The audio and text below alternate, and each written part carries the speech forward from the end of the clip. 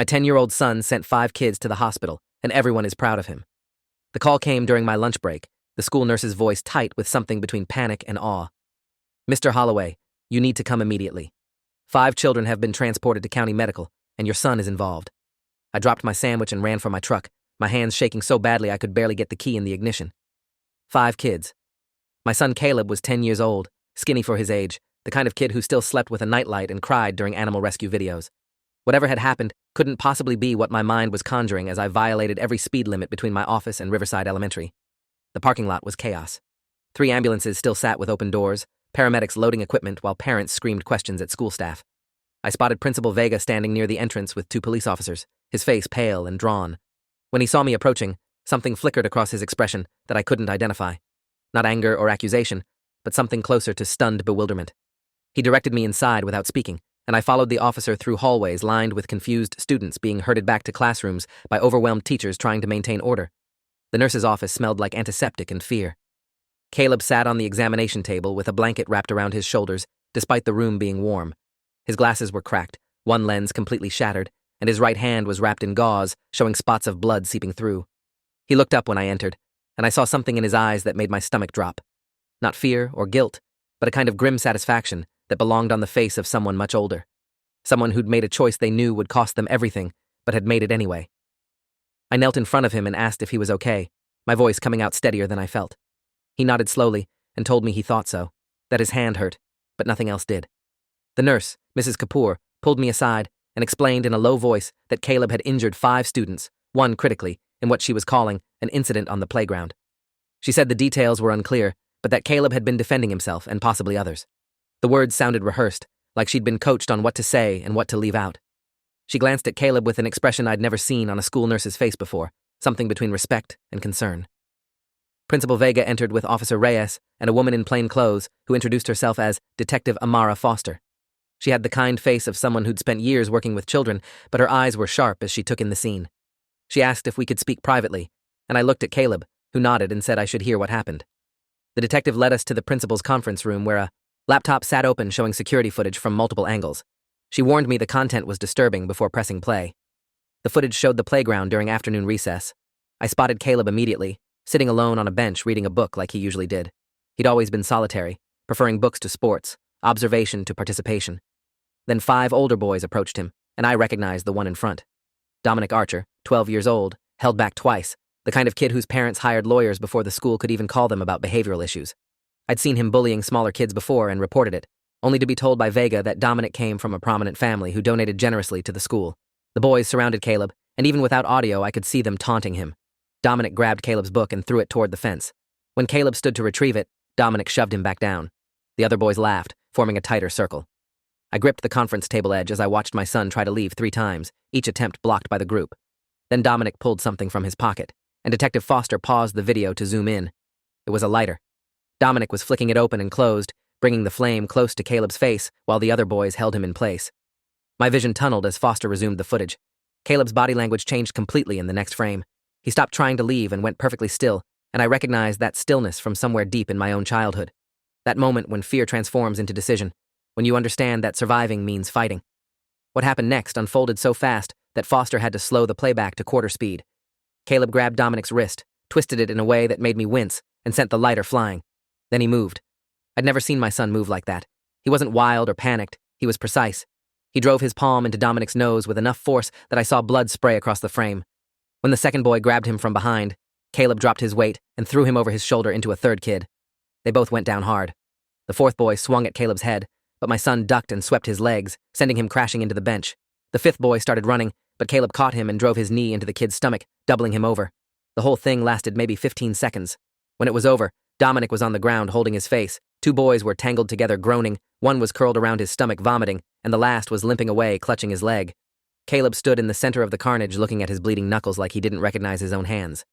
Then he walked calmly to where his book had landed, picked it up, and sat back down on the bench to continue reading. He was still sitting there when teachers finally arrived, drawn by the screaming. Detective Foster stopped the footage and asked me directly if I'd taught Caleb to fight. I said no, that I didn't know where he'd learned those moves, that I'd never seen him display any kind of violence before. She pulled out a notepad and told me something that made my world tilt. Caleb's techniques were consistent with Krav Maga, an Israeli self-defense system used by military and law enforcement. Someone had trained him extensively, and that training showed discipline and control that didn't match the profile of a violent child.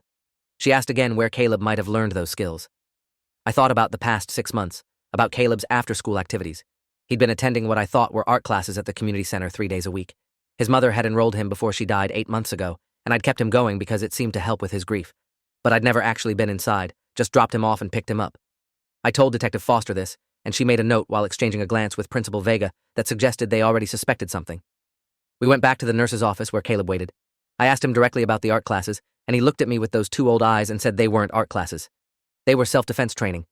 Mom had signed him up after she got sick, after she knew she wouldn't be around to protect him anymore. She'd made him promise not to tell me because she knew I'd object, knew I'd say 10 years old was too young for that kind of training.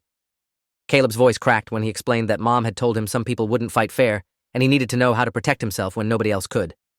The instructor's name was Elijah Soto, a former Israeli Defense Forces combat instructor who ran a small studio in the community center's basement. Detective Foster looked him up on her phone and showed me his website. The studio specialized in teaching vulnerable populations, children with disabilities, victims of abuse, anyone who needed real defense skills rather than sport martial arts. Foster said she'd need to interview Soto, but from the footage, he'd trained Caleb exactly as advertised. Those weren't aggressive techniques. They were designed to neutralize threats efficiently and escape. Principal Vega cleared his throat and explained why 5 children were in the hospital. Dominic Archer had a broken nose and fractured orbital bone that required surgery. 2 boys had concussions from hitting the ground. 1 had a dislocated shoulder. The 5th had fractured ribs from Caleb's knee strike. Vega's voice was carefully neutral as he listed these injuries, but I caught the edge of something else underneath. He said the school board was meeting an emergency session to determine Caleb's consequences. That assault of this severity typically meant expulsion and criminal charges regardless of provocation. I felt my own rage building then. I asked Vega if he was seriously considering expelling my son for defending himself from 5 boys, 1 armed with a lighter, after Vega's own administration had ignored my reports about Dominic's bullying for 2 years. The principal's professional mask cracked slightly, and he admitted that Dominic's parents were already threatening legal action against the school and our family. Gerald and Patricia Archer were both corporate attorneys who'd made it clear they'd bury us in lawsuits unless Caleb faced consequences. Vega looked exhausted as he explained the political reality, that sometimes doing the right thing wasn't possible when money and power aligned against you. Detective Foster interrupted to say that while she understood the school's position, the footage showed clear self-defense and defense of others. Under state law, Caleb had the right to use reasonable force to protect himself from imminent harm. She'd be recommending no criminal charges, but that didn't prevent civil liability or school discipline. She looked at me with something like sympathy and said I should lawyer up immediately. The Archers had resources and connections, and they'd use both to make an example of my son. Over the next 3 days, the situation metastasized beyond anything I'd imagined. The Archers hired Donald Kessler, the most aggressive litigation attorney in the county, known for destroying opponents through sheer financial attrition. He filed a $1 million lawsuit against us, alleging assault, battery, and intentional infliction of emotional distress. He filed complaints with Child Protective Services claiming I'd trained Caleb as a weapon. He got a restraining order keeping Caleb away from Dominic, which effectively banned my son from school since they were in the same grade. The legal paperwork arrived faster than I could read it, each filing more devastating than the last. I used my savings to retain Angela Kwan, a defense attorney recommended by Foster. Angela was young but fierce, the daughter of Korean immigrants who'd built her practice defending underdogs against corporate bullies. She reviewed the footage and told me we had a strong case, but strong didn't mean easy. The Archers would drag this out for years if necessary, bleeding us financially while isolating Caleb socially. She said our best hope was getting public opinion on our side before the narrative became fixed. I asked how we did that, and she pulled out her phone to show me what was already happening online. Someone had leaked the security footage.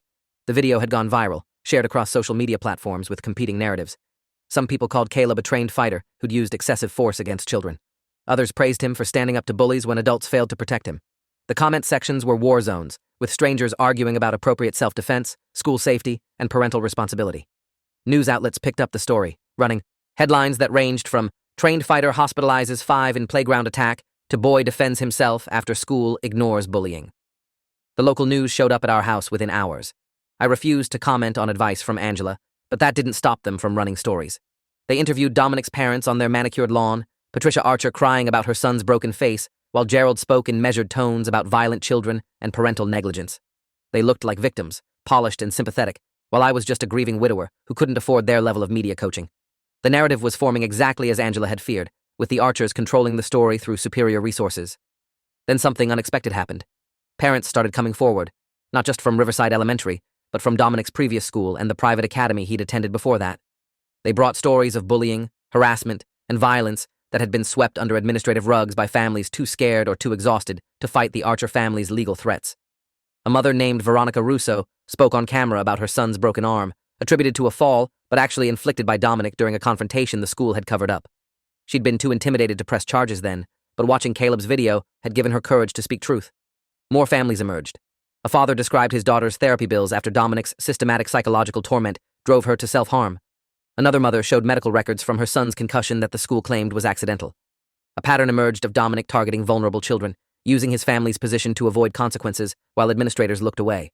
The Archers had donated over $200,000 to the school district in the past 5 years, enough to influence policy and silence complaints.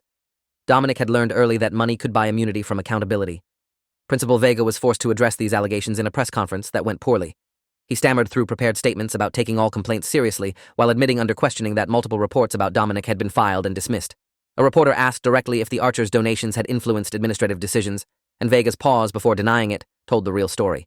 The school board announced an investigation into the handling of bullying complaints, but the damage to their credibility was done. Elijah Soto agreed to be interviewed by local news, and his appearance changed the narrative completely. He was composed and articulate, explaining his mission to teach self-defense to children who faced violence in environments that should protect them. He described Caleb as a dedicated student who'd trained 3 times weekly for 5 months, learning techniques specifically designed for smaller people to defeat larger attackers. Soto emphasized that every lesson included de-escalation training, that his students learned when not to fight before learning how to fight. He'd reviewed the footage and concluded that Caleb had done exactly what he'd been taught: avoid, escape, and only engage as a last resort when facing imminent danger. Soto revealed something I hadn't known. My wife Sarah had paid for an entire year of lessons up front, along with a letter explaining why Caleb needed these skills. Soto shared portions of the letter on camera with my permission. Sarah had written about her terminal diagnosis, about her fears for Caleb's safety after she was gone, about noticing Dominic targeting her son and knowing the school wouldn't protect him. She'd researched Soto's program for months before enrolling Caleb, specifically seeking training that emphasized defense over aggression. Her final words in the letter were that she couldn't shield Caleb forever, but she could give him the tools to shield himself. The letter went viral. Sarah's foresight from beyond the grave became the emotional core of the story, a dying mother's last act of love for a vulnerable son. Public opinion shifted dramatically overnight. The Archers found themselves facing hostile crowds outside their home, people holding signs with Dominic's victims' names and demanding accountability. Patricia Archer made the mistake of speaking to a reporter without legal counsel present, dismissing the other family's stories as exaggerations and suggesting that Sarah had weaponized her son. That soundbite destroyed what remained of their public sympathy. The school board's emergency meeting about Caleb's expulsion became a public referendum on systemic failure. Over 300 people packed the auditorium, most wearing blue shirts that said, "Protect our kids," in solidarity with Caleb. Parent after parent spoke during public comment, detailing how the administration had failed to address bullying while protecting wealthy donors. Teachers broke ranks to admit they'd been instructed not to document incidents involving Dominic. A school counselor resigned during the meeting, citing moral conflict with policies that prioritized donations over student safety. When it was my turn to speak, I brought the hospital report from Caleb's visit after the incident. The doctor had documented defensive wounds, bruising on Caleb's arms consistent with being grabbed and held, burn marks on his forearm from where the lighter had made contact before he'd disarmed Dominic. Evidence that my son had been tortured, not just threatened, in the seconds before he'd fought back. I held up enlarged photos of these injuries and asked the board directly whether they believed a 10-year-old boy should have submitted to being burned rather than defending himself. The board voted unanimously not to expel Caleb. They placed him on administrative leave pending completion of the investigation, but acknowledged that preliminary findings supported his account of self-defense. Principal Vega announced his resignation effective immediately, accepting responsibility for systemic failures during his tenure. The district superintendent committed to implementing new anti-bullying protocols and mandatory reporting procedures. It felt like victory, until Angela pulled me aside and explained that the civil lawsuit was still active and the Archers weren't backing down. Donald Kessler proceeded with discovery as aggressively as Angela had predicted. He demanded every record related to Caleb's training, his school history, my parenting decisions, even Sarah's medical files from her final months. He deposed Elijah Soto for 8 hours, trying to prove that teaching self-defense to children constituted training them as weapons.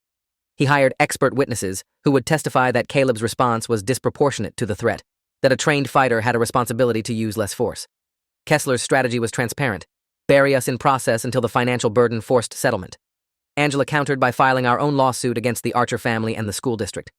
We alleged that Dominic's pattern of assault, enabled by administrative negligence, had created a hostile environment that violated Caleb's civil rights. We sought damages for emotional distress, medical expenses, and the cost of private tutoring since Caleb couldn't attend school. Most importantly, We demanded a full accounting of the Archers' donations and any correspondence suggesting quid pro quo arrangements with school administrators. Angela said we might not win, but we'd make the discovery process expensive for both defendants. The depositions were brutal. Patricia Archer cried throughout hers, portraying herself as a devoted mother blindsided by accusations against her son. Gerald Archer was cold and calculated, admitting nothing while suggesting everything was the result of jealousy from less successful families. Dominic's deposition lasted only an hour before his attorneys ended it. The kid showed no remorse, describing the playground incident as mutual combat and claiming Caleb had attacked him unprovoked. His lies were confident and well-rehearsed, the performance of someone who'd never faced real consequences. Caleb's deposition was harder to watch than I'd expected. Kessler tried every tactic to break him, suggesting his mother had taught him to solve problems with violence, insinuating that I'd encouraged the fight, asking repeatedly whether he'd enjoyed hurting those boys. Caleb answered each question in a monotone, his affect completely flat, until Kessler made the mistake of calling Sarah's decision to enroll him in self-defense classes, reckless parenting. My son looked directly at the attorney and said in a clear voice that his mom had saved his life, that without her foresight, he'd have been burned and beaten while adults debated liability. The raw truth of it silenced even Kessler for a moment. The turning point came from an unexpected source. One of the boys Caleb had fought, Kenneth DuPont, told his parents he wanted to change his story. Kenneth was 11 and had been following Dominic's lead for years, too scared to refuse and too weak to object. After spending a week in the hospital with a concussion, he'd had time to think about the person he was becoming. His parents contacted Angela and arranged a meeting where Kenneth admitted everything. Dominic had planned the attack specifically to humiliate Caleb, had brought the lighter with intention to burn him, had promised the other boys protection from consequences because his parents always fixed things. Kenneth's testimony was devastating to the Archers' case.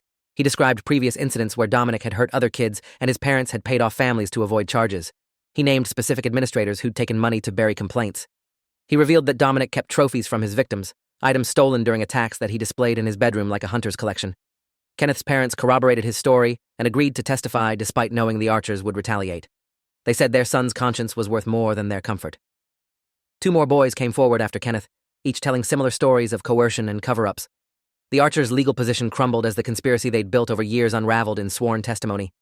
Kessler tried to discredit the boys as coached witnesses, but their accounts were too detailed and consistent. Angela filed for summary judgment, arguing that no reasonable jury could find Caleb liable when 5 conspirators had planned and executed an assault with a weapon. The judge agreed, dismissing the Archers' lawsuit with prejudice and awarding us attorneys' fees. The criminal investigation that followed targeted the Archers and several school administrators. Dominic, as a juvenile, faced charges in family court for assault with a weapon. His parents faced conspiracy charges for their role in covering up his pattern of violence. Principal Vega and 2 board members were charged with accepting bribes to influence official actions. The superintendent resigned under pressure, and the entire district administration was placed under state supervision. What had started as one boy's self-defense had exposed institutional corruption that had flourished for years. The trial became national news. Court TV covered it live, and legal analysts debated parental liability for children's violence and institutional responsibility for enabled abuse. The prosecution presented overwhelming evidence of the conspiracy, including emails between Patricia Archer and administrators discussing specific payments tied to specific incidents. Text messages between Dominic and his victims showed premeditation and sadism. The lighter he'd used was introduced as evidence, still containing his fingerprints and trace amounts of Caleb's DNA from where the flame had touched his skin. Dominic was convicted of aggravated assault and sentenced to juvenile detention until age 18, followed by intensive probation and mandatory therapy. His parents were convicted of conspiracy and obstruction, receiving suspended sentences contingent on community service and restitution to victims. Principal Vega pleaded guilty to bribery and lost his education license permanently. The board members who'd accepted payments resigned in disgrace. The district settled our civil suit for $300,000, which we placed in trust for Caleb's future education. The publicity had unexpected consequences. Elijah Soto's studio became overwhelmed with enrollment requests from parents who wanted their children trained in practical self-defense. He hired 3 additional instructors to handle demand and opened a second location. He invited Caleb to train for free for life and asked permission to use the story in promotional materials. Soto said Caleb represented everything the program was meant to accomplish, a vulnerable child given tools to protect himself, who used those tools responsibly only when necessary. Other self-defense instructors reached out wanting to study Caleb's case. They said the footage had become a teaching tool for demonstrating appropriate force in asymmetric conflicts. University researchers requested interviews to study the psychology of trained children facing violence. A book publisher offered a contract for our story. All of it felt surreal. This attention for something that should never have happened. Fame for surviving what should have been prevented. Caleb struggled with the aftermath in ways I hadn't anticipated. He'd been celebrated for violence, even though the violence itself had traumatized him. He had nightmares about the fight, woke up crying about whether he'd hurt those boys too badly. The therapist explained that Caleb's training had created a disconnect between capability and willingness, that knowing how to hurt people didn't make hurting them easier emotionally. She said his nightmares were actually healthy, evidence that he hadn't become desensitized to violence despite being forced to use it. We spent months in family therapy, processing Sarah's death and Caleb's fight as intertwined traumas. I realized I'd been so focused on practical survival after losing my wife that I'd missed Caleb's emotional drowning. He'd been training for violence while grieving his mother, learning to fight while learning to be alone. The self-defense skills had saved him physically, but isolated him emotionally, creating a barrier between him and peers who couldn't understand what he'd experienced. The therapist helped us build new connections, find communities where Caleb's experience was understood rather than sensationalized. The other families who'd lost children to Dominic's violence reached out, and we formed an informal support network. Monthly meetings, where parents shared stories and kids connected with others who understood bullying's long shadow. Kenneth DuPont became Caleb's unexpected friend, the two boys bonding over their shared experience from opposite sides. Kenneth's parents thanked me repeatedly for Caleb's actions, saying their son had been saved from becoming what Dominic had tried to make him. The irony wasn't lost on anyone that violence had created this community of healing. A year after the incident, Riverside Elementary invited Caleb back with new administration and reformed policies.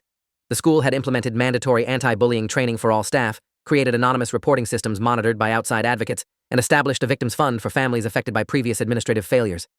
They asked Caleb to speak at an assembly about his experience, and he initially refused before the therapist suggested it might provide closure. I left the decision to him, and after a week of consideration, he agreed. The assembly was packed with students, parents, and media. Caleb stood at the podium looking small behind the microphone, his cracked glasses now replaced but his hands still showing faint scars from that day. He read from prepared remarks, his voice steady, as he explained that he didn't want to be famous for fighting, didn't want other kids to think violence was cool or necessary. He said his mom had given him self-defense training as a last resort, insurance for the worst-case scenario she'd hoped would never happen. He wished adults had protected him, so he didn't have to protect himself. Caleb looked directly at the students and said something that made the room go silent. He explained that beating up 5 kids hadn't made him feel strong, it had made him feel terrified and alone. That knowing you're capable of hurting people is a burden, not a power. That every night he wished he could have walked away, wished teachers had been watching, wished Dominic had chosen differently. He said the scars on his hands would fade, but the memory of what he'd done wouldn't, and he'd carry that weight his whole life, even though everyone told him he'd been right to fight. The assembly ended with a standing ovation that felt wrong to me. These people were applauding my son's trauma, celebrating his forced maturity, turning his survival into inspiration. But when I looked at Caleb's face, I saw something else. Not pride or satisfaction, but relief that he'd been heard, that someone had finally acknowledged the cost of what he'd survived, instead of just praising the outcome. That validation seemed to matter more to him than any legal victory or public support. We left Riverside Elementary that day and never went back. Caleb transferred to a small private school with strict anti-bullying policies and a student body small enough that every kid was known and monitored. He continued training with Elijah Soto, but focused on forms and discipline rather than combat. Application. He joined the school's debate team and discovered he was good at arguing positions with words instead of fists. Slowly, carefully, he began building a new identity around something other than that 15 seconds of violence. The legal settlements paid for therapy and private school tuition, but more importantly, they funded a foundation Sarah had mentioned wanting to create before she died. The Protect and Empower Foundation provided free self-defense training for at-risk children and advocacy for bullying victims. Angela Kwan sat on the board, as did Elijah Soto, Veronica Russo, and Kenneth DuPont's parents. We awarded grants to schools implementing evidence-based anti-bullying programs and hired attorneys to represent families too intimidated or too poor to fight back against institutional failures. Dominic Archer was released from juvenile detention after 3 years of intense therapy and restorative justice programming. Part of his release conditions included writing apology letters to each of his victims and meeting with them if they agreed. Caleb declined the meeting, but read the letter Dominic sent. It was long and detailed, acknowledging specific incidents and accepting responsibility without excuses. Caleb never responded, but he kept the letter in his desk drawer. When I asked why, he said it reminded him that people could change, that the boy he'd fought wasn't the same person anymore, that maybe the system had worked after all, just not in the way anyone expected. Years later, when Caleb was 16 and applying to colleges, he wrote his admissions essay about that day. Not about the fight itself, but about his mother's final gift and the burden of being trained to survive violence. He wrote about learning that strength wasn't measured in fights won, but in fights avoided, that real courage meant living with the consequences of necessary actions rather than celebrating them. He submitted the essay to his top choice, a school known for social justice advocacy and conflict resolution programs. They accepted him with a full scholarship and a note from admissions saying his perspective on violence and protection was exactly what they needed in future leaders. The day we dropped Caleb off at college, we visited Sarah's grave for the first time in months. I told her out loud that her plan had worked, that Caleb had survived and thrived despite everything, that the self-defense training she'd bought had saved him that day, but her real gift had been teaching him that survival wasn't enough, that he needed to build a life worth protecting. Caleb stood beside me and said simply that he wished she could see who he'd become, that the scared kid she'd worried about had found his courage not in fighting, but in choosing when not to fight. 10 years after that playground incident, I received a message from Kenneth DuPont. He'd become a social worker specializing in juvenile intervention, working with kids who'd been bullies or victims, to break cycles before they became permanent. He said Caleb's willingness to forgive him, to see past that day to who Kenneth could become, had changed his life's trajectory completely. He wanted Caleb to know that the 5 kids who'd gone to the hospital that day had all become better people because of what happened, that sometimes the most violent moments plant seeds for the most profound growth. Caleb read Kenneth's message and smiled for the first time in days. He'd been stressed about his graduate school applications, worried that his past would define his future. But Kenneth's words reminded him that the past wasn't a cage, it was context. That the boy who'd fought 5 attackers at 10 had become a man who dedicated his life to preventing fights, and that transformation was what mattered. Not the viral video or the lawsuits or the fame, but the choice to turn trauma into purpose, survival into service, and violence into advocacy for peace. Thanks for watching till the end. Make sure to subscribe and like to not miss the next story.